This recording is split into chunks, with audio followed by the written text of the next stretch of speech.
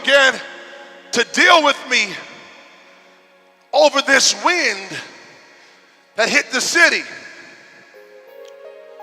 and began to speak and bring clarity. And he said to me that I want you to notice that the wind hit this city in particular.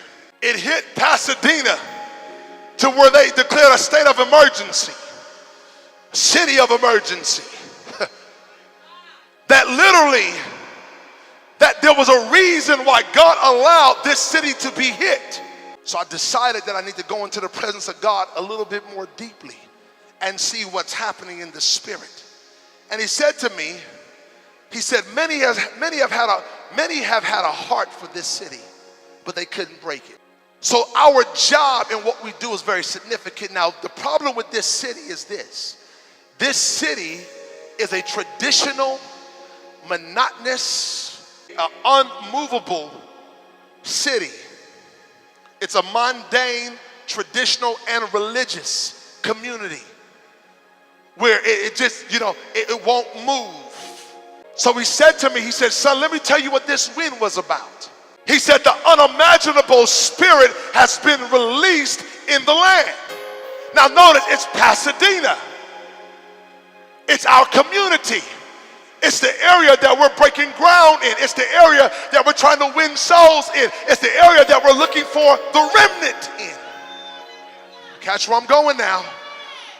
He said, this is your prophetic word, the unimaginable has happened. The unimaginable spirit has been released. Now catch this. The unimaginable spirit, God said, it's not a demonic spirit, or it's not a spirit that flows from the Spirit of God. It's a spirit that comes out of the human spirit, which leaves people vulnerable,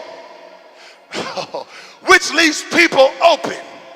It's the spirit of the unimaginable. He said, notice that the wind blew from the north to the south, from out to Dina all the way down to South Pass. Let's go deeper. He said, notice wind blew from the poor to the rich. The unimaginable spirit has been released, not just on poor communities, but the unimaginable spirit has been released on the rich communities. So everybody is on one accord right now in this community. So God said to me, he said, what I did, son, was I shook the foundations of the city. So if I am in an unimaginable state, when you bring Christ to me and ask me if I want to be saved, I'm willing to do the unimaginable thing.